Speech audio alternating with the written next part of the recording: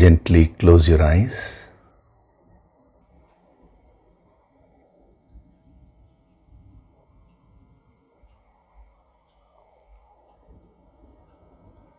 Do deep breathing.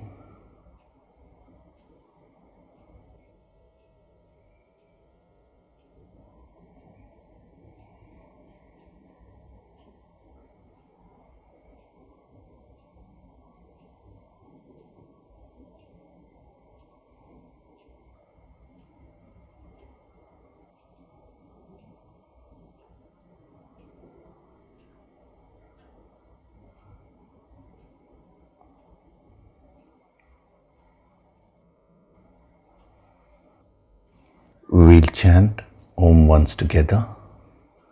Synchronize the chanting of Om with your exhalation. Breathe in.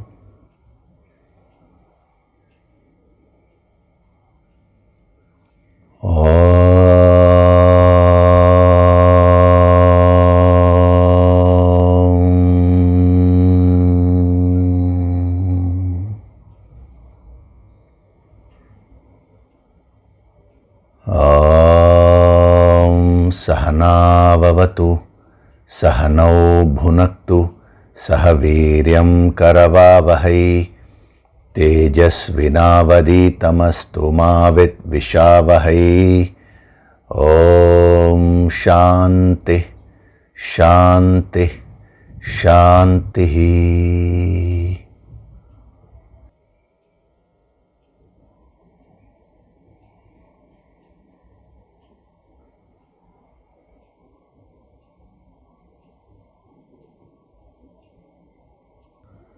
Gently open your eyes.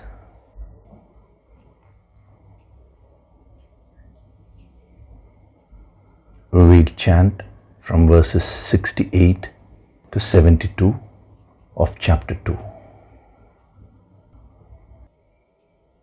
Tasmadhyasya mahabaho, Tasmadhyasya mahabaho, nigrihitani sarvashah, nigrihitani sarvashah, indriyanindriyarthebhyah, indriyanindriyarthebhyah, tasya prajna pratisthita, tasya prajna pratisthita, ya nisha sarvabhutanam, ya nisha sarvabhutanam, tasyam jagati sanyami, tasyam jagarti sanyami, yasyam jagrati bhutani,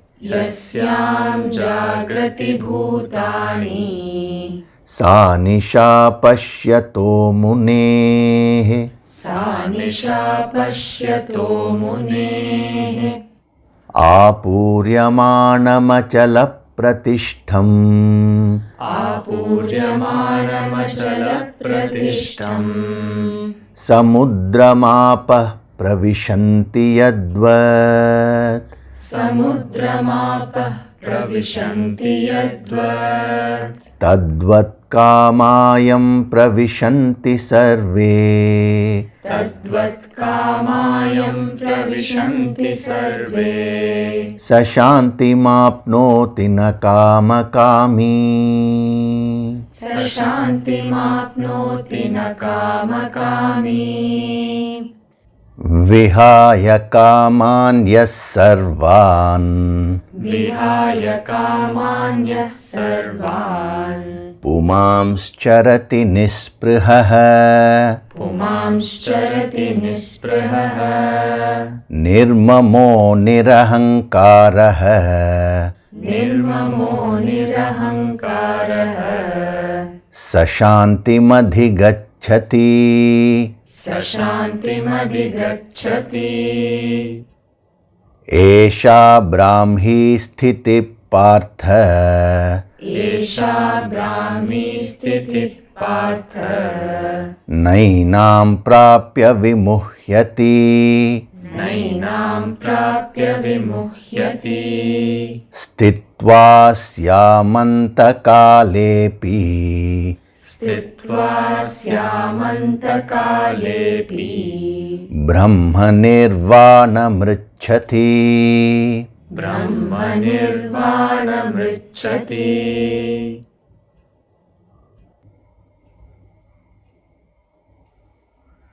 Hari Om, and a very good day to all of you.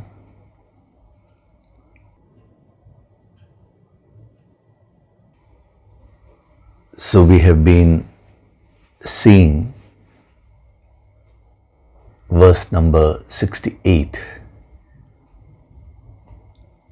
Not only are we studying the verse, but we are also seeing how this verse can be applied in our lives. That is what is most important. See, spirituality is not a separate subject to be studied. Like you have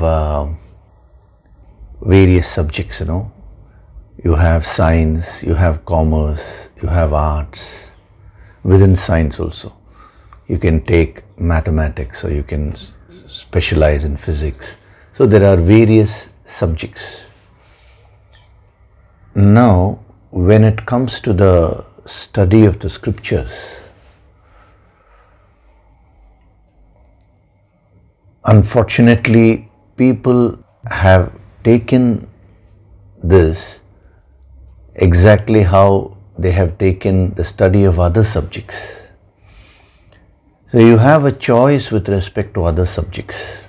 You can choose what you want. But when it comes to spirituality, actually there is no choice. Irrespective of what you are in life, whatever you're doing, whichever field you are in, you require this wisdom to be able to function in life. Why am I saying there is no choice in this? See, when it comes to the world, you have a choice. You can choose this or that. You may choose not to focus on a particular subject because that does not interest you. Like a commerce student will not study physics. A physics student may not study chemistry. A literature student will not study drawing. But when it comes to spirituality, this is the knowledge of yourself. So whether you're studying physics or chemistry or arts or commerce, whatever it is that you are studying, it is you who is actually studying. It is you, the individual, who is studying that. Whether you are an engineer or a doctor or a lawyer or a scientist, whatever it is you are, it is you who is that. See, you say, I am a doctor, I am an engineer, I am a scientist. Now, when you say, I am an engineer, that engineer actually defines what field you are in.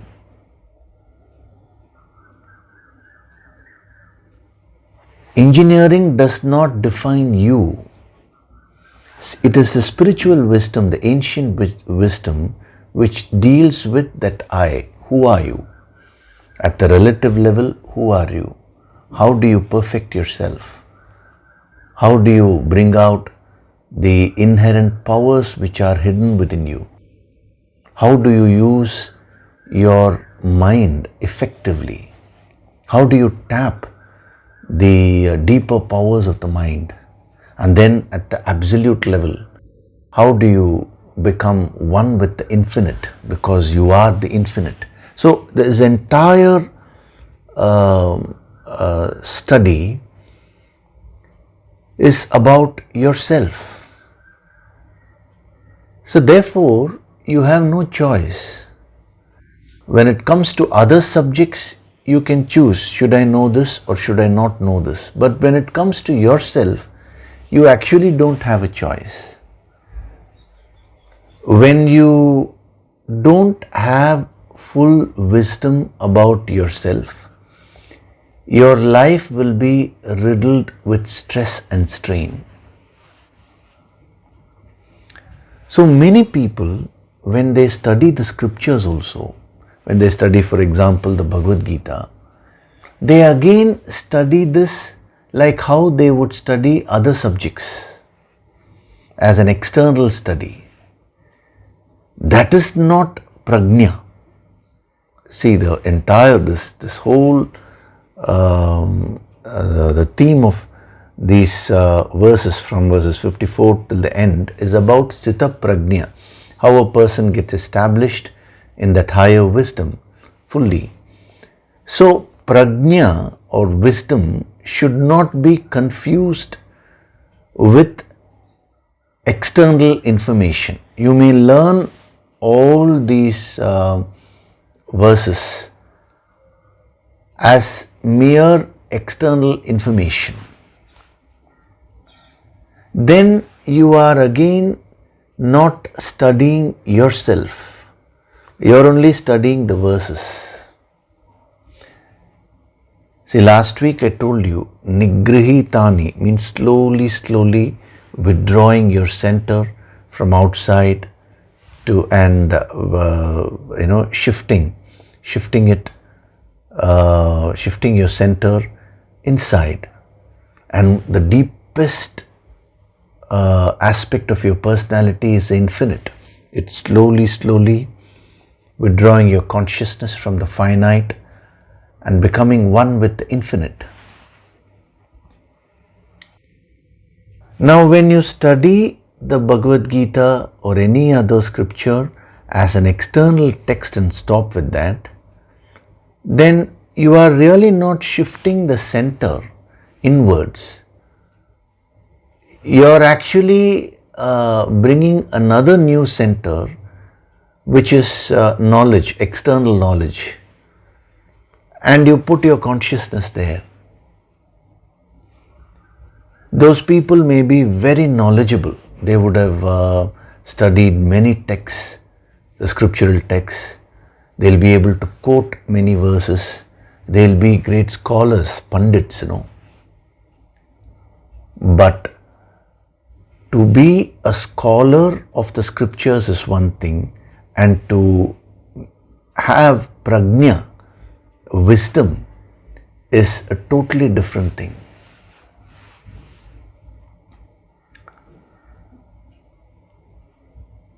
Invariably, people confuse these two. So when you say, I have been in spirituality for so long, now you should ask yourself, what do you mean by that? I have been in spirituality. Even these Sunday discourses, you may have been quite regular in watching. Now, that doesn't mean anything unless you do a self-analysis. That is, you use these messages to do self-analysis, and you gradually shift your center from outward to towards the core, the infinite core of your personality.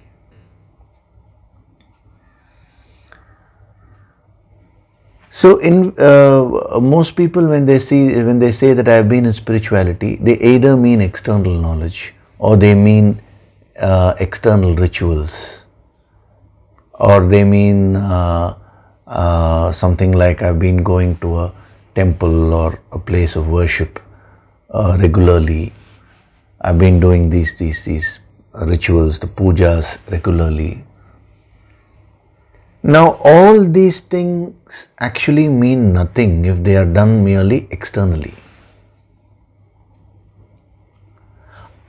Are you traveling within yourself? This is the inward journey, prajna, gaining wisdom about yourself. Again, when I say gaining wisdom, you will associate it only with the intellect. See, intellect can gain knowledge, but wisdom is beyond the intellect. It may manifest in the intellect as knowledge. It will manifest in the emotions as and in the mind as positive emotions. It may manifest in your speech in a particular way. It may manifest in your behavior in a particular way. But the location of wisdom is beyond your physical body, your emotions and thoughts. It is the prajna, wisdom.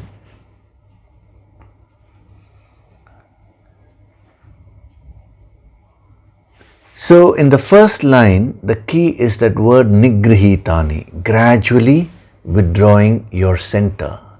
And in the second line, it says tasya prajna pratishtita. So only if you understand nigrihitani in its depth, can you now understand what does he mean by tasya prajna pratishtita.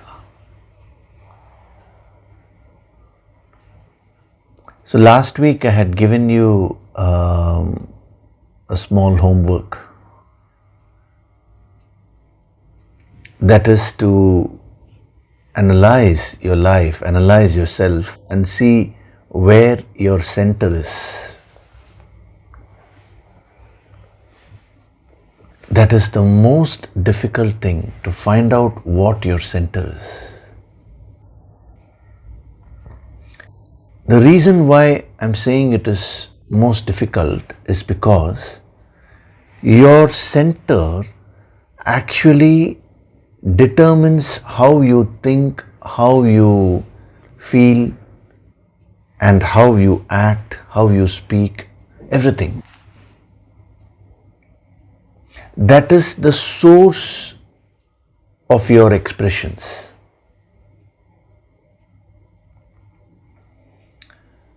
Since that is the very source of all your expressions, it is very difficult to locate that. It is hidden within you.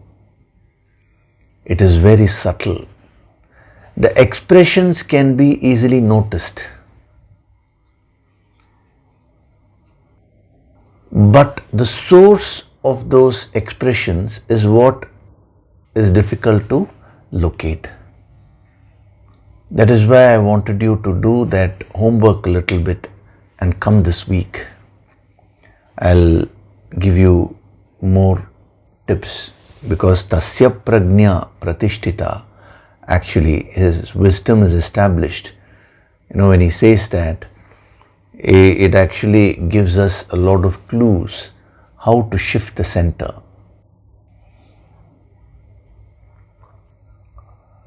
See, for example, let us say a person is highly short-tempered.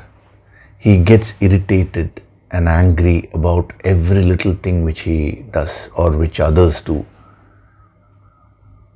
Now, the expression is that of irritability, anger. This is very easy to find. Now, what is the source of that anger? That is what is extremely difficult to find. Now, if you superficially see it, or if you ask him, why are you getting irritated? He will say, I am getting irritated with my spouse, or I am getting irritated with my children, or when something goes wrong outside, I am getting irritated. This is only a very superficial way of looking at it. So when he applies his wisdom, when he does sadhana, when he keeps going deep within himself, he may find that the source of that anger may not be related to any of these external situations where the anger is manifesting. When this is only an example, when he was young, he may have had some dream or a goal and that was not fulfilled. Now due to that he may be getting angry today. The source is hidden to him, he may have forgotten that. It requires enormous clarity to connect the expressions to the source, to the right source. Now he is operating from that level of wisdom. His entire wisdom is enveloped by that frustration. Some goal which he had when he was young was not fulfilled. So his wisdom is colored with that experience. The result is he is very, very short-tempered and irritable. Now 30 years before that incident may have happened. But now he is getting angry with small things in life, He is unable to accept people as they are. He is unable to relate with others. He gets very irritated when something goes wrong outside. And as a solution, he is trying to change others. He is trying to organize things outside. Now all that will only give a temporary kind of a relief. But the permanent cure will never happen unless he locates the source, which is the prajna. How that prajna is covered. See, if it is a negative emotion or a negative thought, it means the prajna or the wisdom aspect within you is covered by something. So you are established in the opposite of prajna, which is ignorance. Avarna means covering. So when he says tasya prajna pratishtita, it means he has removed all the coverings, those factors which are covering the wisdom. And thus the wisdom is firmly established within him. Today, your wisdom is covered by various factors. Since your wisdom is covered by various factors, it influences the wisdom, it corrupts the wisdom as it were.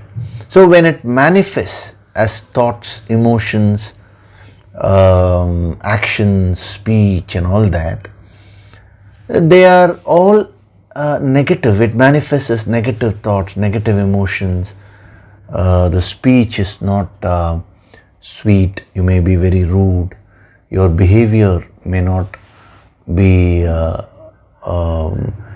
acceptable to yourself also when you examine it in a calm way. So there is no point in merely trying to change your behavior or speech or emotions or thoughts at the superficial level. You have to find the source. So there is the prajna and the covering of the prajna. So what is covering that aspect of the wisdom which is making you behave in a particular way? So even though I didn't explain all this last week, I just said try to find your center. I'm sure all of you would have found that exercise would have given you a lot of clarity. Even if you say that I really tried to find my center, but I was unable to find my center, that itself is a sign of clarity. That's a sign of wisdom. The first sign of wisdom is to know that you don't know.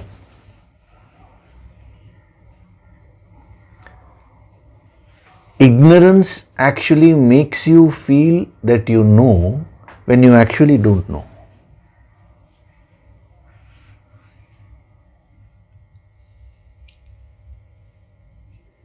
See, ignorance can come in two ways. It can directly come as ignorance, but the subtler way in which the ignorance will manifest is what is most difficult to overcome. That is, ignorance can come in the form of knowledge itself, that is, I know.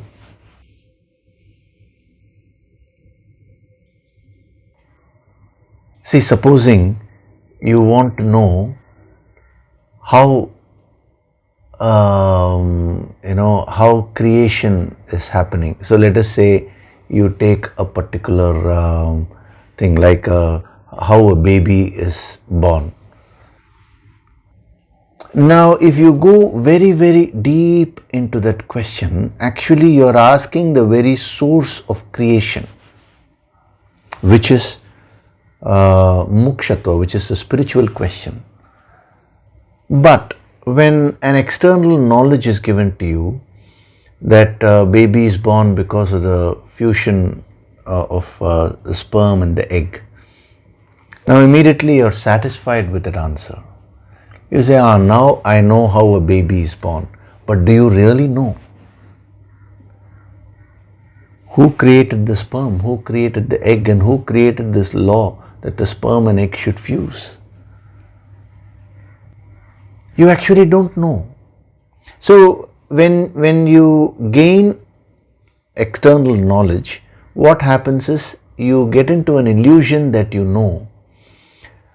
Actually, you have not resolved the mystery. You have not actually found the answer to that question. But you stop your quest because you get into a feeling, yes, now I know. Earlier I didn't know, but now I know. Why is a person born in a particular way? That is, let us say a baby is born with a particular disease. Now why? It is because he has inherited that particular gene from the father or mother. Now that knowledge stops your quest. But if you're a probing person, you will not be satisfied with that. Why should this baby inherit that gene? And even when the genes are inherited, two babies inherit the same set of genes, but in one particular baby, one gene is active, and in another baby, it is recessive. In one it is dominant and the other it is recessive. Why? These questions are still remaining. So the moment you feel I know, then you are actually not giving yourself the opportunity to probe and gain the wisdom. So if you want to successfully locate your center and practice this nigrihitani, this is a subtler tip which I am giving you. That is, you should learn to probe with an open mind. The moment you feel, I know it all. Now either you have reached the highest state, or it can also mean that the ignorance has come and enveloped the wisdom, and now the ignorance is manifesting itself in the form of knowledge. That is why a great thinker said, the more knowledge you gain, the more ignorant you become. Nobody actually understood what he meant. Because whatever knowledge you are gaining is only superficial. That gets you into an illusion that I have solved the puzzle. I have got an answer to the question. But do you have the answer to the question? So any change which you want to bring about in yourself should be from the prajna aspect, not merely from the external aspect. When you bring about a change from the prajna aspect within you, that is the wisdom, then the change will be permanent. When you bring about a change merely at the external level, then you will get a temporary benefit, a temporary change will be there. Again, you will go back to the old ways. Many people have said, I set a goal, I decide that I want to do exercises every day, or I want to do this at this time on a regular basis. Then for a while I follow that, after that I leave that. Why is it? It is because you are trying to practice something without understanding what are the factors which are not allowing you to practice. The avarna, the covering of the prajna aspect is not being probed. So whenever you are acting in a particular way, or you're feeling in a particular way, one of the ways you can activate the wisdom, one of the ways to practice nigrihitani is just by putting a simple question within yourself: why am I acting in this particular way? Immediately the ignorance will come and try to give you some answer. See, like, I am getting irritated because the other person is behaving in this way. I'm unable to follow the schedule because of some external factors. So ignorance will always come and try to give some external reason for your negative behavior. That is what we technically call as justification. I'm giving the other dimension of justification. Why is it that you justify? Because when we talk of prajna, you should understand that the opposite of prajna is ignorance, and ignorance manifests in so many ways. A few of those aspects I'm giving here, and then as we go along to verses 69, 70, 71, all these verses will be giving different aspects of how this prajna will manifest. Once the prajna is firmly established within a person, which is what he's concluding here, how will it manifest? Different dimensions will be given in the coming verses. Amazing exposition. And the more you understand that, the more you will understand your own self, you will understand your behavior, you will understand your emotions, your thoughts, the source of all that.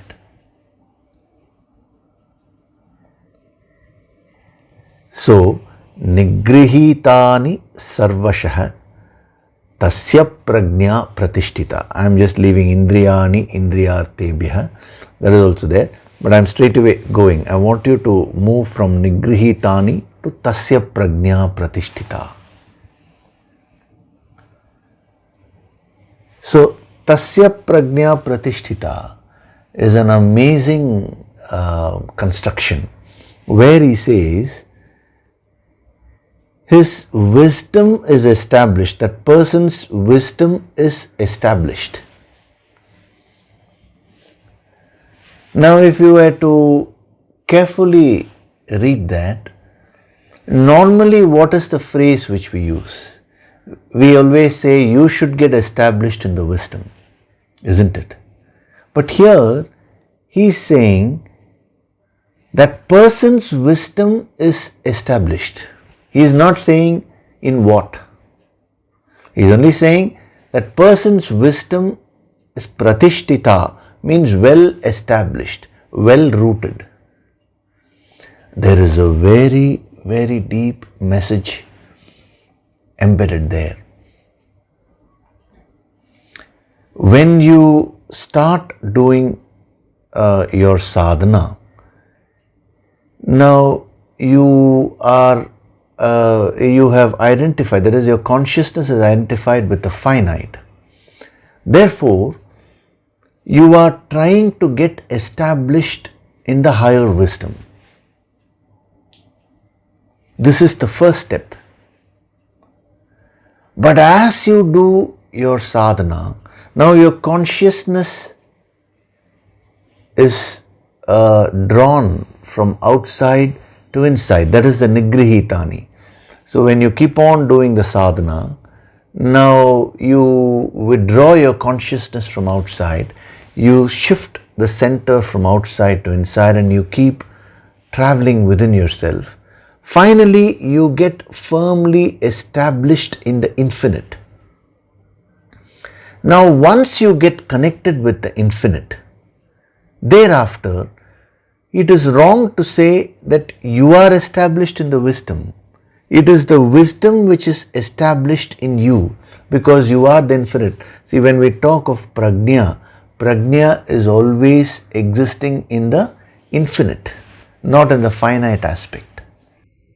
So, in the hierarchy, we'll put it this way: you have the finite aspect within you, and then you have the prajna, that is the wisdom, and then you have the infinite.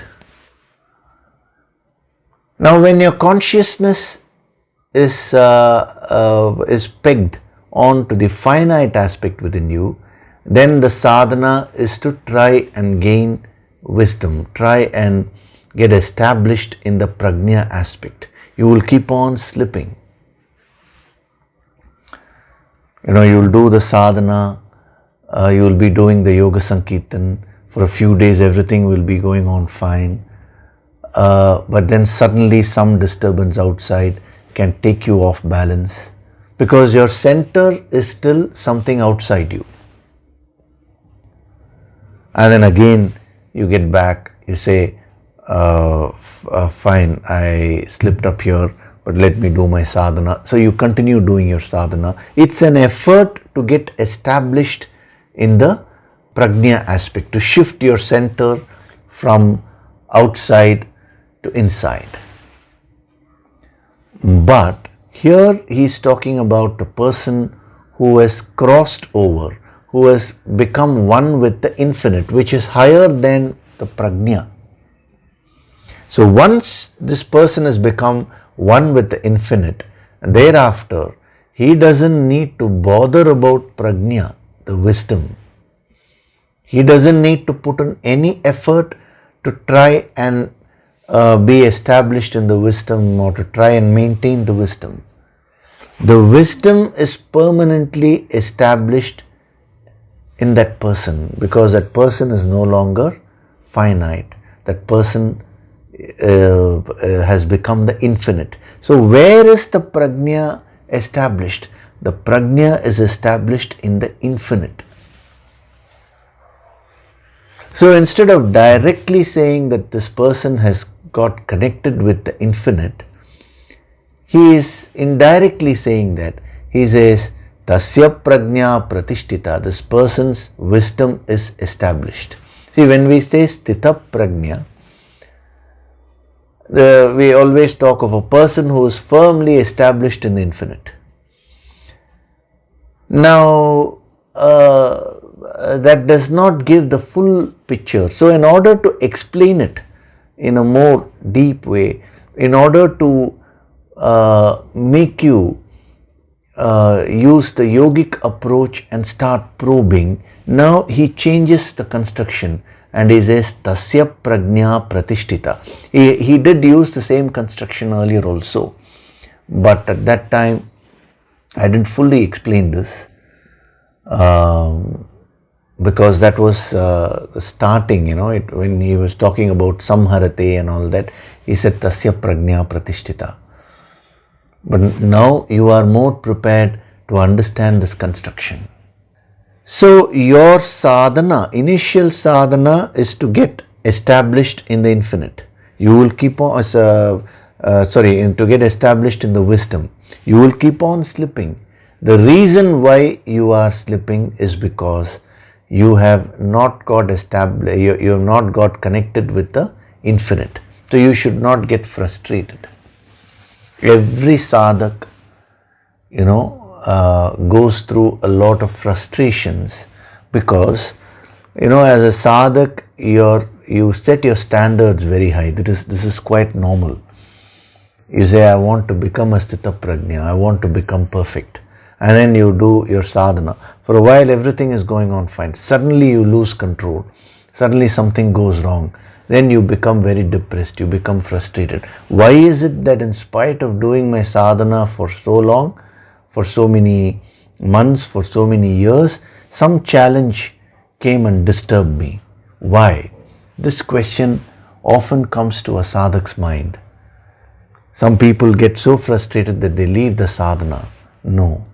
You should understand the principle. The reason why you may go off center again and again in spite of your best efforts is because your consciousness is still connected to the finite only. It is a process.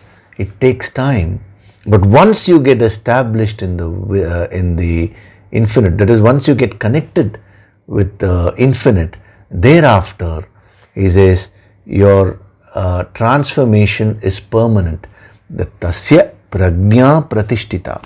That person's wisdom is well established. It's a permanent transformation, not a temporary change. Not only is it a permanent transformation, why are we saying it's a permanent transformation? It means that person need not put in any more effort to gain wisdom, because wisdom flows from that person.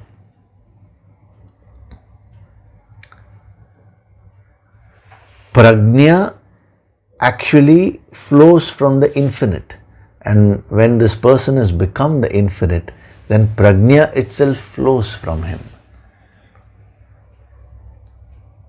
Thereafter, whatever he says becomes the Vedas, becomes the Bhagavad Gita. He doesn't need to study the scriptures. He doesn't need to do any pujas, anything, because his whole life becomes an expression of the infinite. His whole life becomes an expression of prajna, the wisdom which is coming from the infinite. Why is this so important? Because Arjuna asked this question in verse 54, where he said, how does a sthita prajna, how does he walk, how does he talk, how does he behave, how does he express himself or herself? How do these great saints, how do they function? Now, there is no standard method. We can't say a sthita prajna will talk in this way, a sthita prajna will behave in this particular way. If you have the wisdom, you will do these things. There is nothing like that. Whatever this person does is an expression of the wisdom. That is why you find different saints behaved in different ways. Their lifestyle was different. You see, the way Krishna was is totally different from the way Rama was. When I say the way Krishna was, the way Rama was, I mean the way they expressed themselves. Their lifestyle itself was different. Different masters, Buddha expressed himself in a particular way. Christ expressed himself in a particular way. Krishna expressed himself in a particular way. All the great masters, they expressed themselves according to the situation, what the people required.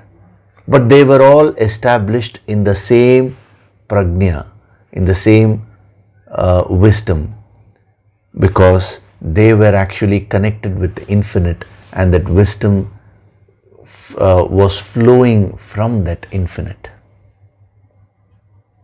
So that is why it is always suggested by the great yogis, never ever to do what your master does. Always do what he says.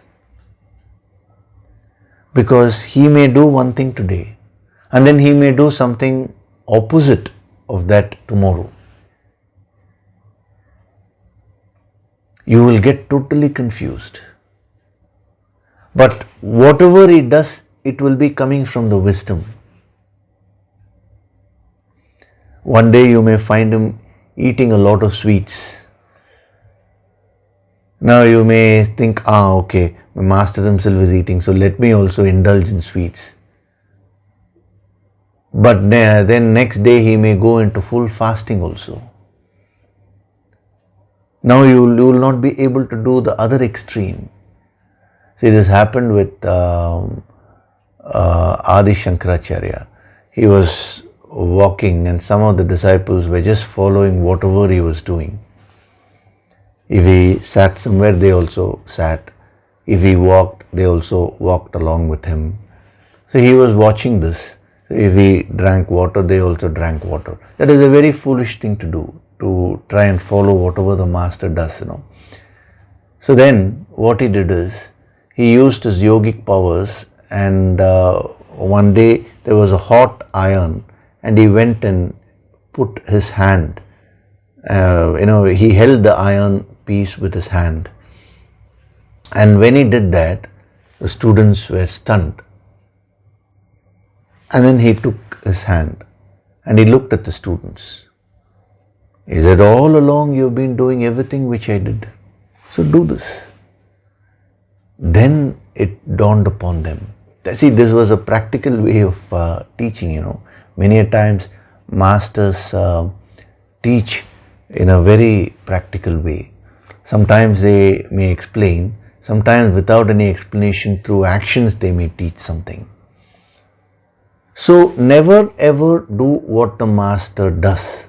Do what he says, because whatever he says will be pertaining to your level, will be directly applicable for you. See, like even if you take the Bhagavad Gita, that is the Mahabharata, now Krishna had taken an oath that he is not going to fight. I am not going to touch any weapon. But what is he asking Arjuna to do? He is asking Arjuna to fight. There is a contradiction there if you don't understand the deeper message. So Arjuna can get confused because, see, here is Krishna asking me to fight, but he himself is not fighting. He has taken an oath not to fight. Then why should I fight? So the answer to that is, go by the principle. Whether Krishna fights or whether Krishna does not fight, it will still come from the prajna, the wisdom, because he is firmly connected with the infinite. Actually, he is a direct manifestation of the infinite. So, tasya prajna pratishtita, a permanent transformation. When you are trying to get established in the wisdom, you always have the chance of falling back. But when the wisdom gets established in you, it means you have become the infinite now. Your consciousness is expanded fully. Now the change becomes permanent. Such a person is a true sthita prajna. And that is why they compare these great masters to an ocean.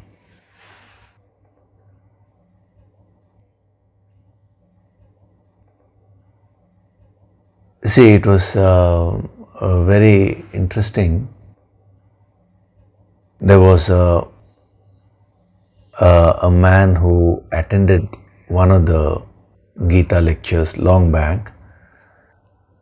And that time it was not merely online, it used to happen in the auditorium, no?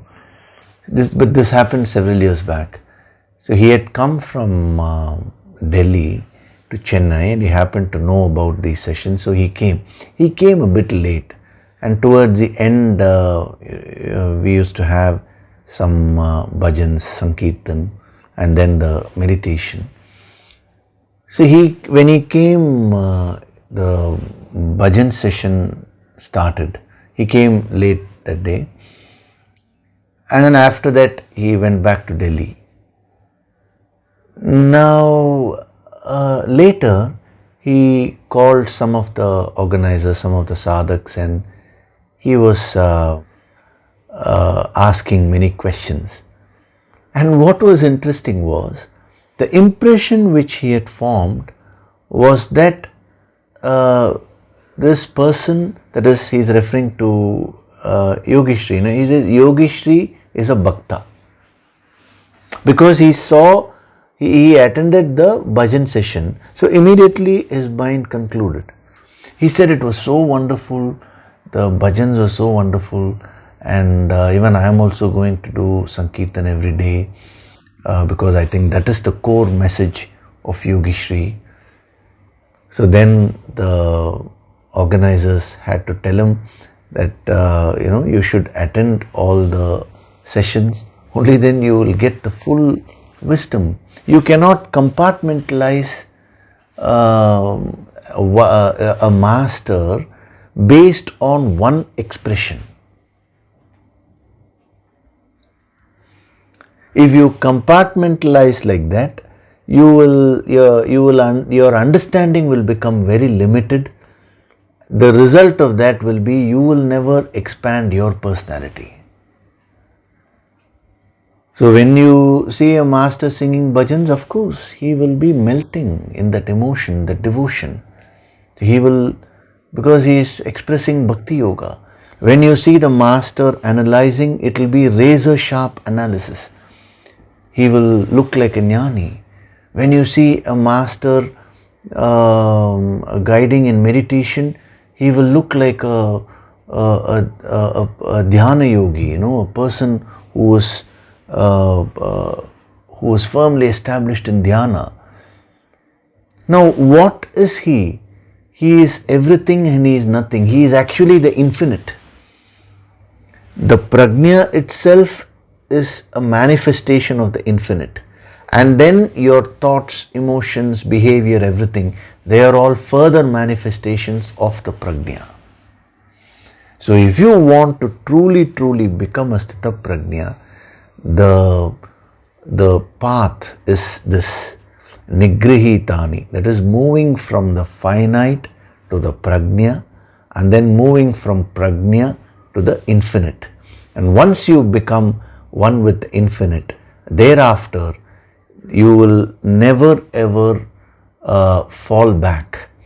Tasya prajna pratishtita, a permanent transformation, no fear of the mind falling back. So initially you are like a banyan seed, See, supposing you take a banyan tree, it is initially the seed form. So you are like that. A banyan seed requires a lot of protection. And then the seed will become a plant. As you do sadhana, your consciousness will expand, your center will start shifting inwards. Then you will start becoming like a plant. Plant also needs protection. Probably lesser protection than the seed, but it definitely requires a lot of protection. You are not yet established fully, permanently. But then you should go on doing this sadhana till you become like a banyan tree. A banyan tree does not require any protection. The banyan tree actually gives shades. It gives a shade to thousands and thousands of people who may come and sit under it. Similarly, this person has become one with the infinite. He has become a master, a guru, who is constantly giving that infinite healing Shakti. He is radiating that infinite healing Shakti to everyone. So when it is said that you should keep doing your sadhana and never ever stop till you reach the goal, your goal is this. From a seed you should become a banyan tree. tasya prajna pratishtita. Never ever will such a person fall back. So when then there is a potential of falling, it means you have not yet got fully established. And when you get fully established, now you are no longer established. The wisdom gets established in you because you become the infinite. So tasmadasya mahabaho nigrihitani sarvashah indriyani indriyartebhyah tasya prajna pratishtita.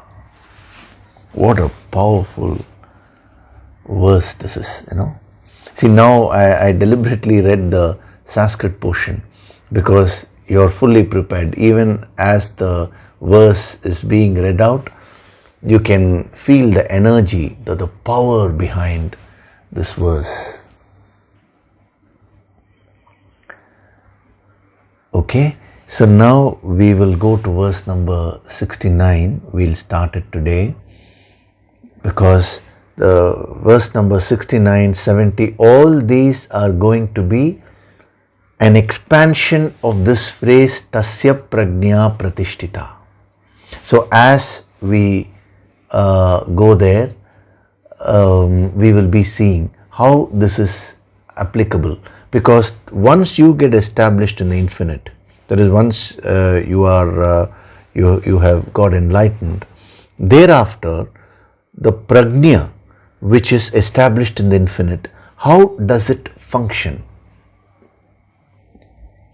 How does it function with respect to the mind, with respect to the behavior, with respect to, at all levels? That is what he will be explaining. Amazing it's going to be. But in order to understand those verses, this verse is the key. It is the most important thing. So if you have carefully followed nigrihitani and tasya prajna pratishtita, this whole sequence, now you are fully ready to go to verse number 69. Ya nisha sarva bhutanam Ya nisha sarva bhutanam tasyam jagati sanyami tasyam jagarti sanyami yasyam jagrati bhutani yasyam jagrati bhutani sa nisha pashyato munehe sa nisha pashyato munehe ya nisha sarva bhutanam. That which is night for all beings. Nisha means night. Sarva bhutanam, for all beings. Tasyam jagarti sanyami. In that, the self-controlled one, sanyami, samayama, the person who has practiced samayama, that is, who has completely gained self-mastery, now in that person is awake. In what? In that which all others are asleep, he says. See, this is a very, very powerful verse, I'll first translate and then we will go deeper. So, Yanisha sarva bhutanam tasyam jagarti sanyami. That which is night for all beings, the self-controlled one is awake. Yasyam jagrati bhutani. That in which beings are awake, jagrati, sa nisha pashyato munehi. That is night to the sage, munihi. Pashyato, pashyatah means the seer, one who sees.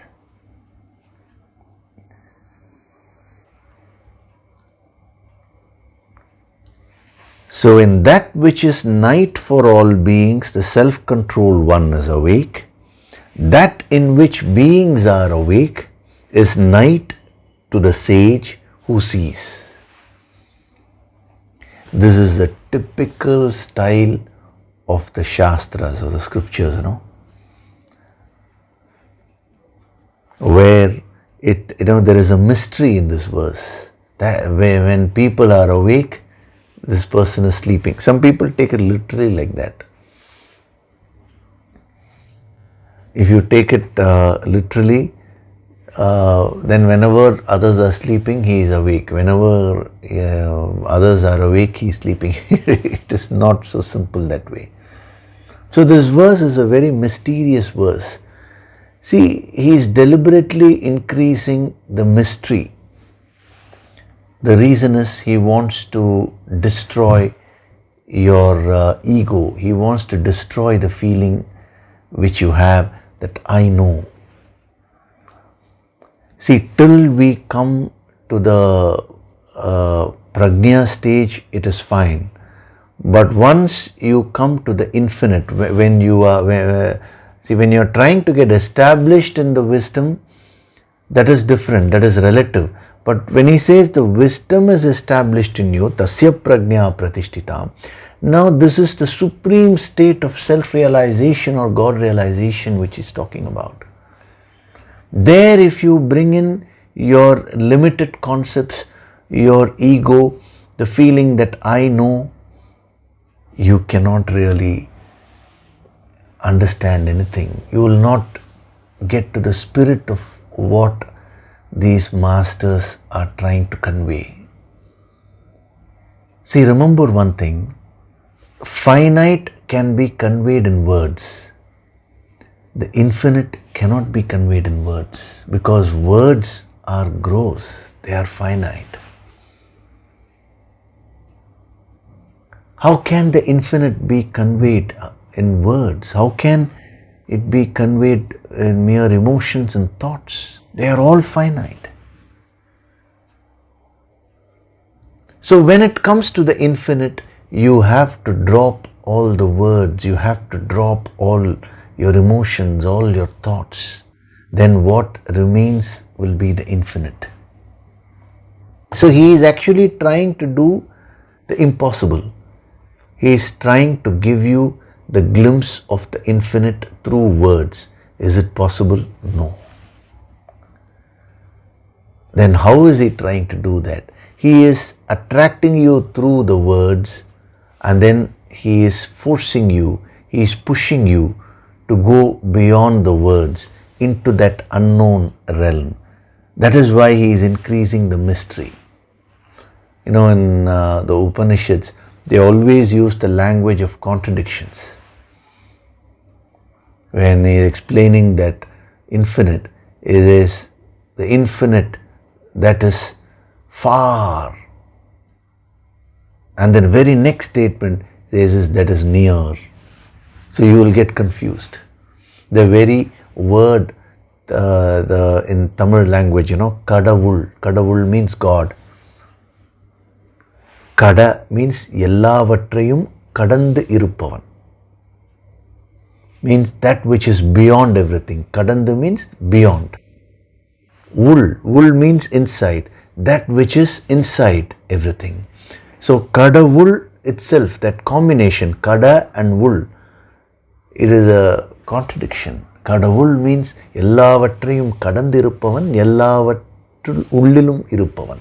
That which is beyond everything, that which is inside everything, that which is far, that which is near. So a master always uses this language of contradiction to get a student to go beyond the ego, to go beyond the feeling that I know. He increases the mystery element. That is why you can never predict a master what he'll do. You may be thinking, I have been moving with a master for so many years, I know exactly how he functions, but suddenly he may do something totally different. It all depends. When he sees a student is attached to a particular way of functioning, and if he knows that in order to evolve, the student has to go over their attachment, he may suddenly say something contradictory or do something contradictory. That's why you need enormous devotion and surrender to be able to get guidance, to be guided by the master. Because when he goes on contradicting, the mind will get confused. And that is the whole idea. He does not want you to fix your mind in any particular concept when it comes to the infinite. The moment you feel, I know, I have understood, then you are far, far away from God.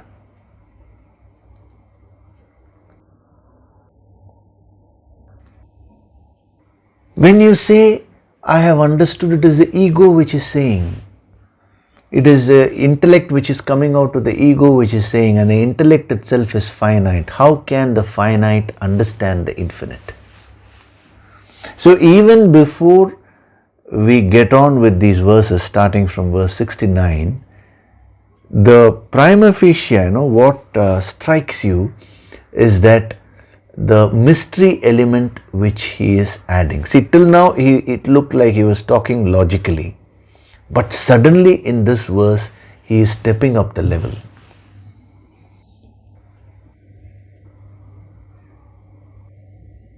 So my request to all of you is that you should just follow the energy flow which he is setting. See, every Sunday a particular energy flow is being set through the yogic approach. You just follow, go with that flow. What may be told this Sunday may be a little different, may be a little contradictory also from what was told in the previous Sundays.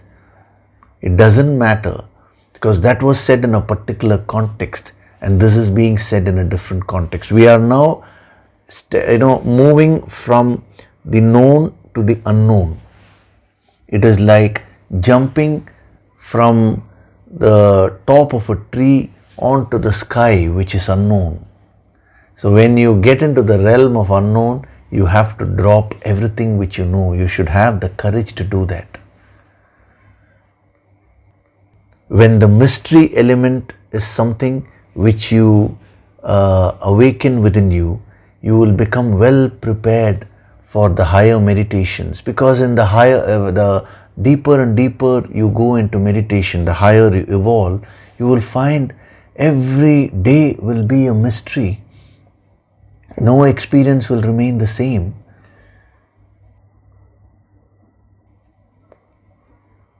So that is why here you see it is a very mysterious language which he is using. In that which is night for all beings, the self-controlled one is awake. That in which beings are awake is night to the sage who sees. See, there also, that which is night to the sage, Nisha, and then he says Pashyatah, who sees. Generally in the night you will not be able to see clearly. There again there is a small contradiction. When you look at it, apparently it looks like a contradiction. But when we use the yogic approach and go deep, you will find that it is an amazing aspect which he is revealing. So before we go into these verses, this is the sadhana which you need to do this week. That is, try to start looking at life with wonderment. See, mystery, when something is a mystery to you, that brings a feeling of wonderment within you. As in one of the verses he said, Ascharyavat. Ascharyavat means wonderment. It is amazing. See, life itself is a mystery, but you have lost that spirit of wonderment today. if you want to become a yogi, if you want to become spiritual, you need to become like a child. You see a baby explores life. Everything which the baby sees causes a feeling of wonderment. It is so amazed. Just it looks at the tree swaying. The baby also sways. It is so amazed. It sees a bird, a cuckoo or a crow sitting on the branch, and it is amazed at how the bird is looking this side, that side, all the movements. The baby is experiencing life in its entirety because it is experiencing the mystery which is causing that wonderment. Today, because of this false illusion that I know, that you gained a lot of knowledge, you know how a bird is functioning, you know what is a tree, you know what is a sun, you know what is a moon. So much of knowledge you have gathered, but all that knowledge is only a manifestation of actually the ignorance. So you have lost that mystery aspect in life. Whenever something is mysterious, it is thrilling. It gives you immense enjoyment. I'm reminded of that,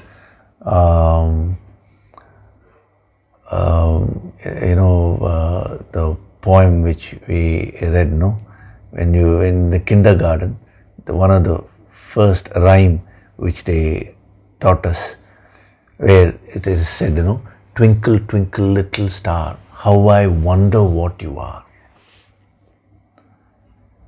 Whoever wrote that, has written it so beautifully. There's twinkle, twinkle, little star, how I wonder what you are. I really don't know what you are. It is a wonderment. When you just look at your life, every aspect is a mystery. How a baby is born, it is a mystery. How when you sow a seed, a small seed becomes a huge tree, it is a mystery. How, even right now, this person is talking, you are listening, his thoughts are being converted into sound energy, and that is being given to you, and you are receiving that, and you are converting it into again thought energy, and you are understanding. This is a very, very mysterious process. If you want to become spiritual, you need to again become like a baby.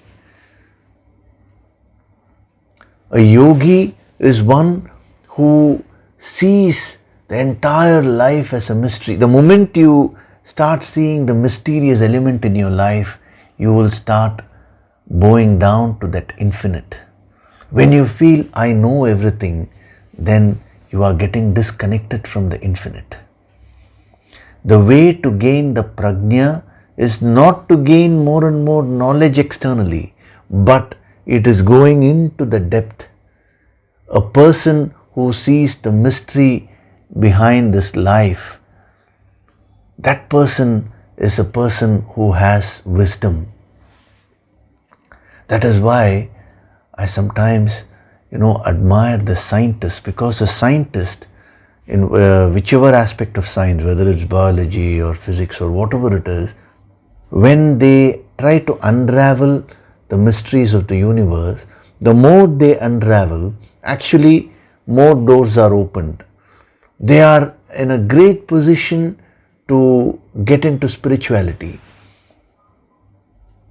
That is why Newton said, what is my knowledge compared to my ignorance? The more I know, the more I feel, I understand that I don't know so many things. So when you develop this depth in perception, which is what is the yogic approach, now you will start getting connected to the infinite. When you feel I know, you are getting connected to the finite. But when you start seeing life itself as a mystery, you are opening up your doors to that infinite. When Adi Shankaracharya was walking, as a young boy, he was 8 years old, he was going in search of his guru. A guru who could guide him, who could give him that highest wisdom. And as he was walking, in a forest area, he observed that a man was, on top of a tree, and he was cutting the branches. And when he walked by, suddenly he heard a thud, and he turned. That man had fallen down, and that man had died. And everybody around him were all crying.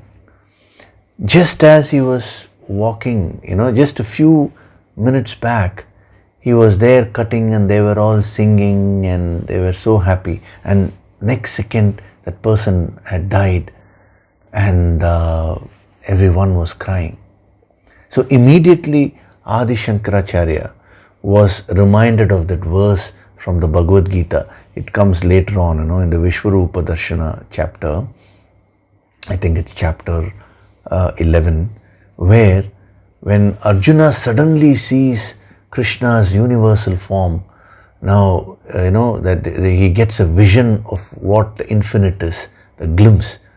Now Arjuna gets flabbergasted. He's amazed, and he on one hand he finds the good people, on the other hand he finds the demons also present in that infinite evil. And he asks this question, who are you? Who are you, that infinite power? That was the state which Adi Shankara got into. Just 1 minute before, that man was alive, and now he is dead. What is life? The moment he got into that state of mystery, he attracted the right guru. It was only after that wonderment started building in him that he was able to get the grace of the guru. And when he went to the guru, he was already prepared, well prepared. Because till that moment, as a young boy, he had mastered all the 4 Vedas, but only externally. He even acquired some Siddhi powers and all by doing certain sadhanas. All that had only boosted the feeling, I know. But when he saw this experience, and that at that moment he realized that he actually knew nothing. Life became mysterious for him. That was the starting point, the true starting point of a spiritual search. That is mumukshatva. Mumukshatva means an intense desire to liberate oneself. And that comes only if you get into this state of wonderment. So, as a sadhana, you can practice this week. This is a start only. Throughout your life, you need to practice this. That is, start looking at every aspect of life as it is, like a baby, as if you are seeing it for the first time. It's not so easy. I'm warning you, this is a very, very difficult sadhana. But even if you're able to practice it a little bit, that will take you somewhere, In today's meditation, I will introduce you to that. We'll increase your perception, how you view life, the mystery element. To get into a state of wonderment. To go beyond that feeling of I know, I understand, and be comfortable with the search. See, unless you get into that wonderment stage, you will not search. You will conclude, I know everything, and you will stop your quest. The more you get into that feeling of ascharyavat, the more you will seek. And when you seek, when you the infinite, that infinite grace will flow unto you. Okay, so do this as a sadhana for this week. So next week we will go deeper into this verse. Just read this verse without trying to understand it intellectually. I'm not saying the Sanskrit part alone, even the English part. If you can directly understand the Sanskrit part, excellent. Otherwise, read just the translation. And the moment you read it without trying to understand it intellectually, you will find that it will be a very mysterious verse. That is the feeling which you should try and develop. So it is not only with respect to this verse, every aspect, when food is kept before you, it is a very mysterious thing. It's amazing how the rice is grown, how each one behaves. Entire life, every aspect of life is so amazing. First you observe it outside, then when you will be prepared to observe it in your own breath. Our breath itself is so mysterious. How we are inhaling and how we are exhaling. Buddha said, just focus on your breath. It's not a mechanical awareness about the breath which he was talking about. Many people don't understand that. It's a very, very deep meditative process. Initially, it may be a mechanical awareness. Even when I tell you breathe deeply, it starts off with a mechanical awareness, but actually many, many secrets are hidden behind that. As we go along, all that will be unraveled to you. Okay? So before we do the meditation, I will just take up one question today. Many questions have come. So some questions I already answered today during the discourse itself.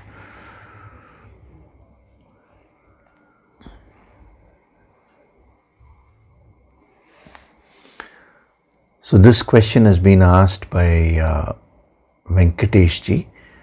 Dear Swamiji, God is present in 24 parts as per Vedas. So does it apply to male and female? Please clarify this. So, see, in scriptures, different things are said in different contexts.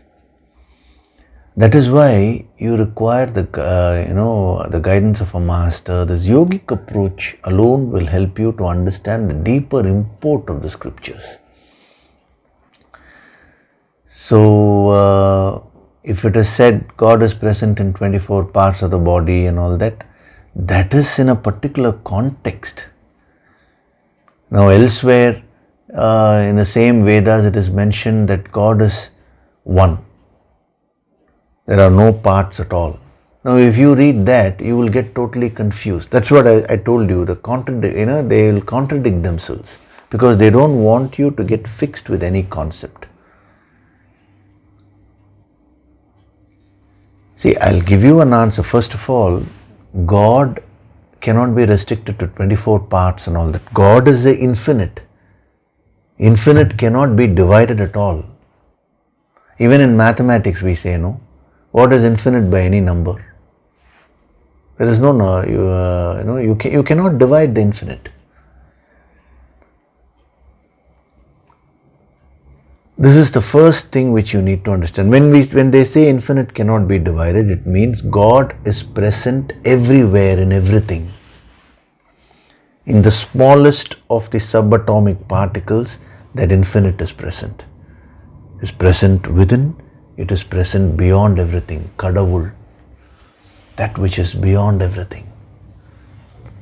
As Prahalada said, in the Srimad Bhagavatam, Toonilum iruppan, turumbilum iruppan. He is present in the pillars. He is present even in the smallest speck of dust. Avanindri uru anuvum asayad. Even as the smallest of atoms cannot move, cannot even move a little bit without that infinite. So God is present everywhere. So why restricted to 24, 23, 22 and all that? So that may have been said in a particular context. So my request to you is, now that you've come to the yogic approach, watch these Sunday discourses regularly. Go back to the earlier discourses also and watch all of them. As you begin to gain the full wisdom, then you will understand that each one is said in a particular context.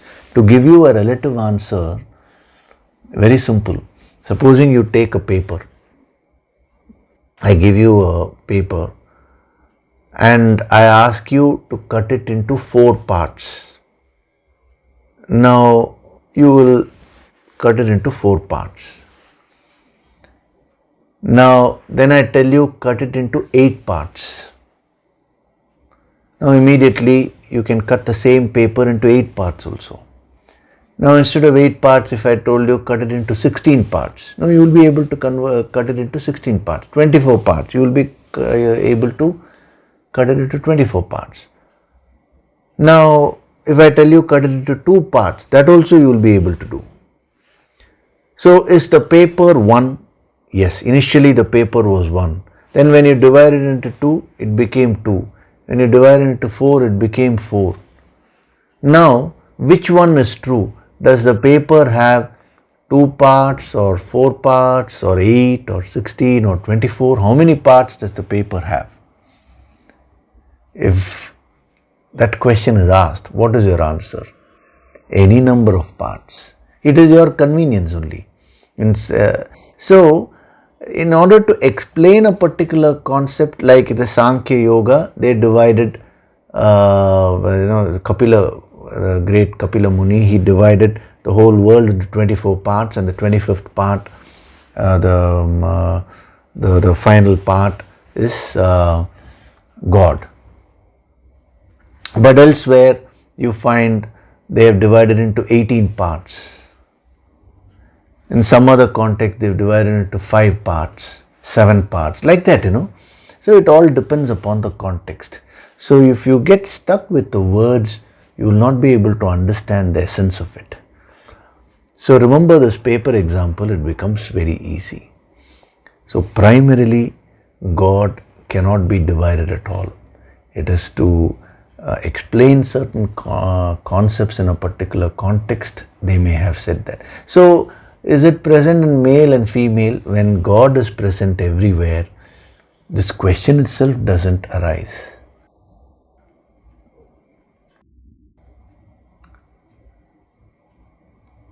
Male, female, as I told you, religion, caste, all these are only external differences.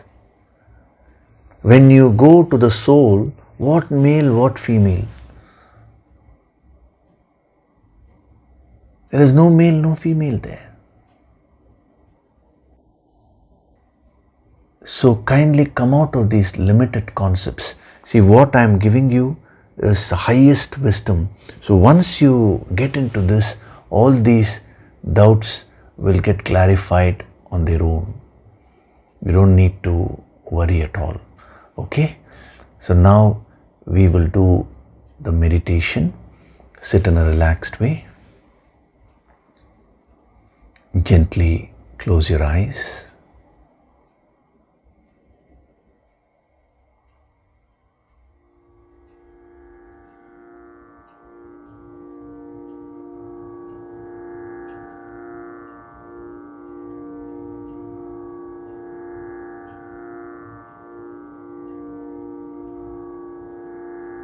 Do deep breathing.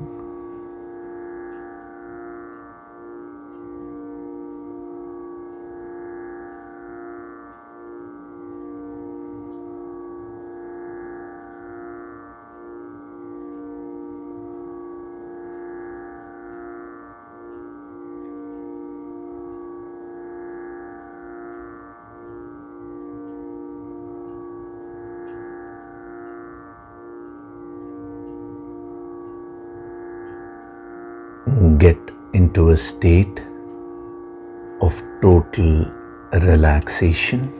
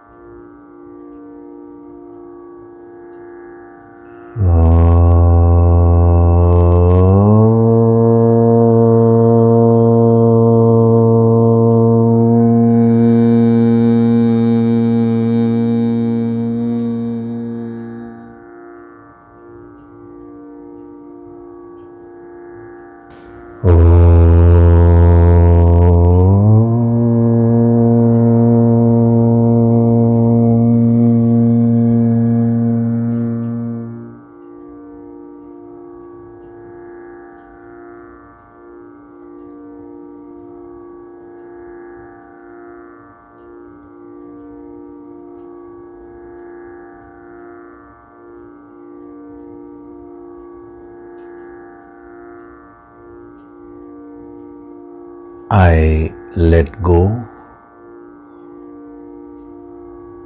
of all my past.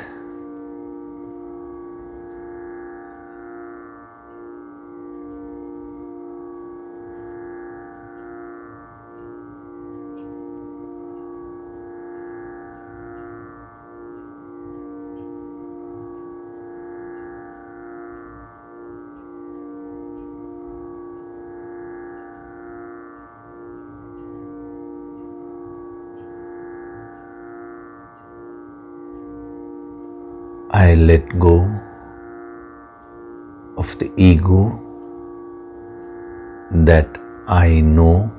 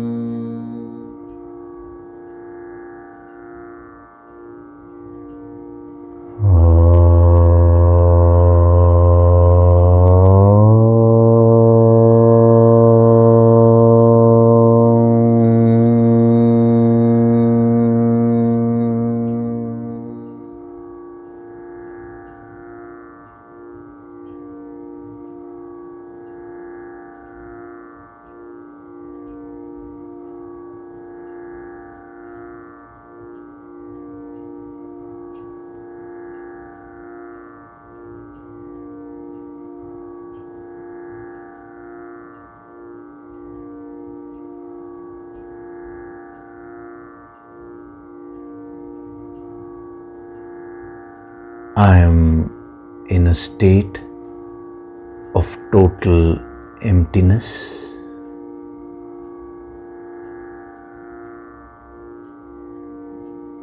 No preconceived notions.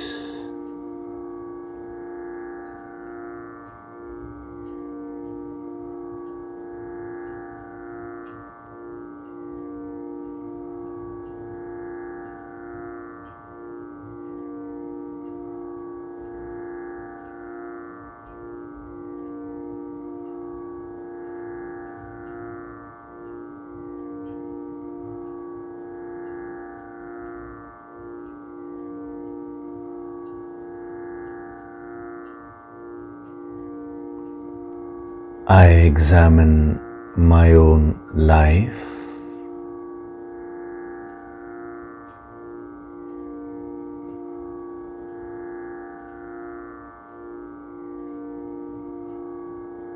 I was born, and from a baby I have been growing, and now here I am. This whole life is a complete mystery to me.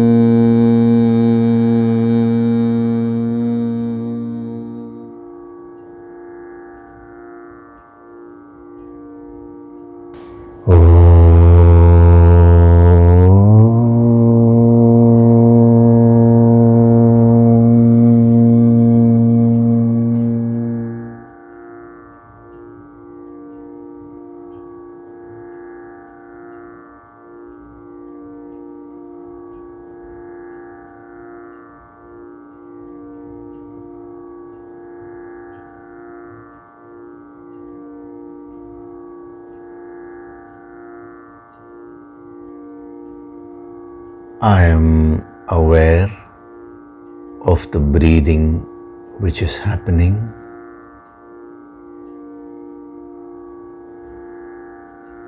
The inhalation and the exhalation.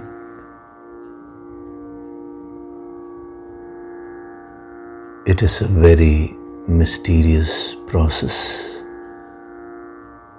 which is happening.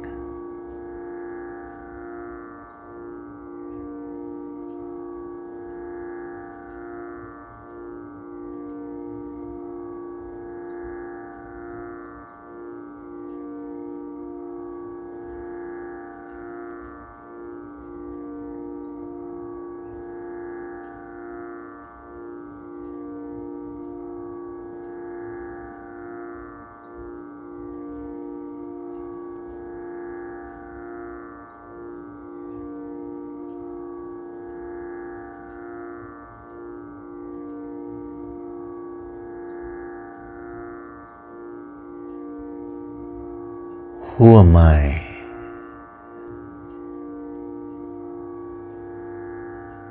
What am I doing here?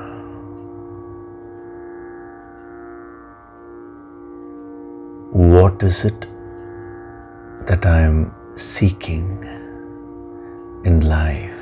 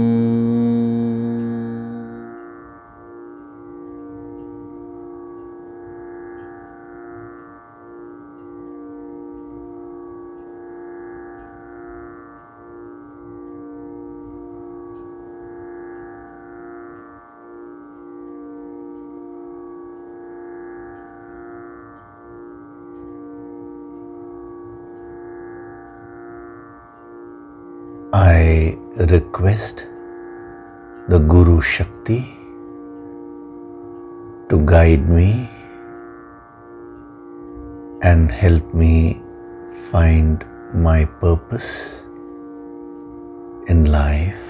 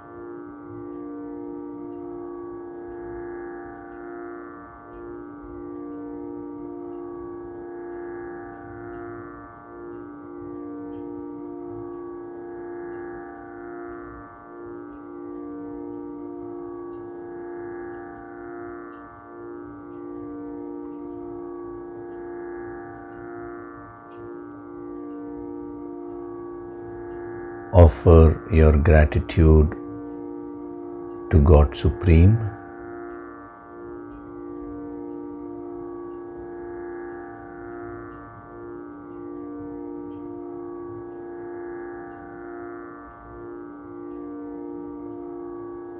Offer your gratitude to your Guru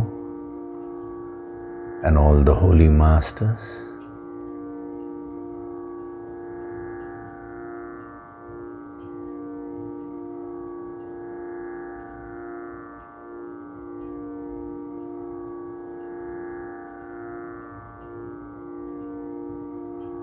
Slowly come back. Wriggle your fingers, your toes. Rub your palms together to create a warmth.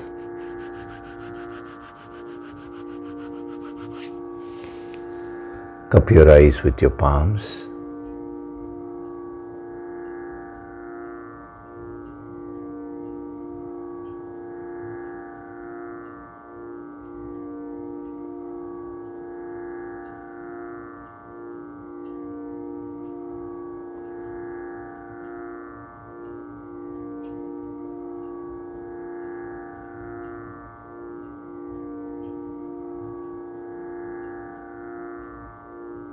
Gently rub your eyes, cheeks, forehead, top of the head, back of the head and neck. Slowly open your eyes.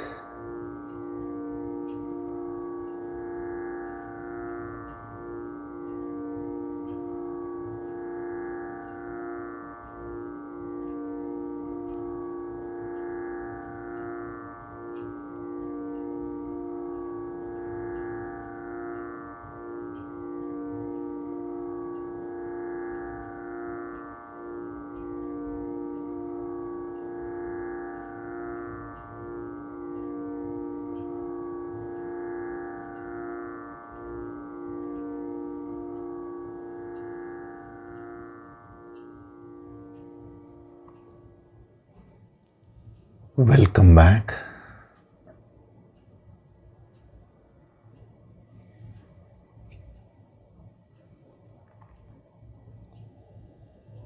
So today's session was very deep. In the meditation, I had increased the mystery element within you.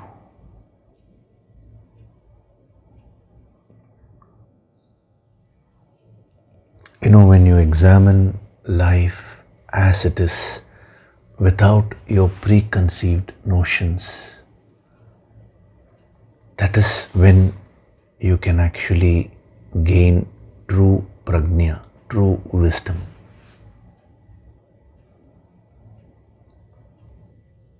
You may be thinking that a guru gives you knowledge, but actually the guru does not give you knowledge. A true guru, he only uses knowledge to remove the preconceived notions which you have already formed,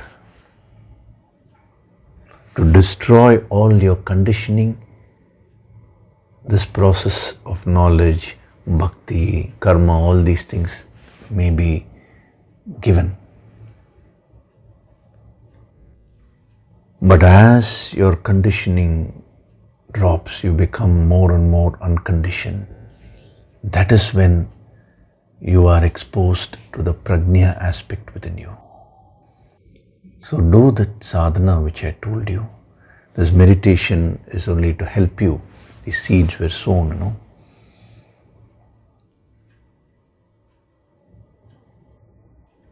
So spend a few minutes every day in just examining life as it is without your preconceived notions. If you want to repeat this meditation a few times this week, you can do so. It'll help you.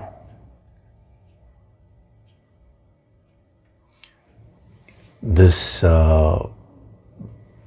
meditation is meant to not only increase the mystery, that wonderment element within you, but that is what will make you a sadhak, a seeker.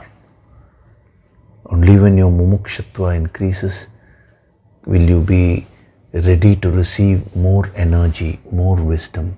By studying the Vedas externally, remember, you will only get knowledge. If you want to gain prajna, wisdom, you have to follow this method. And when you're following this method, you will not have time to study other things, because you will be studying life in such depth.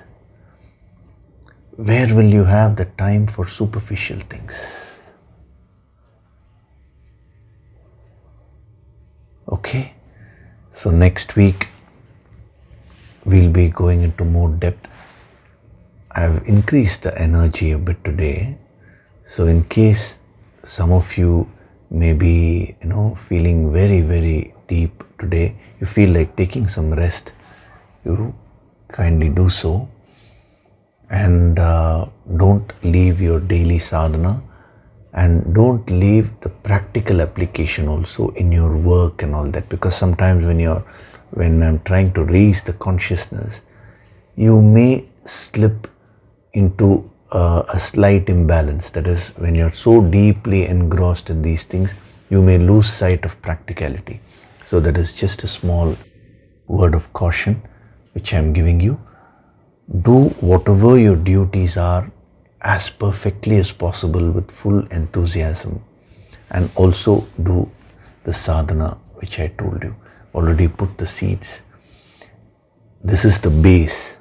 When you increase this mumukshatva, then you will be able to receive the higher wisdom embedded in all these verses. Okay, we'll meet next week. Thank you very much. Hari Om.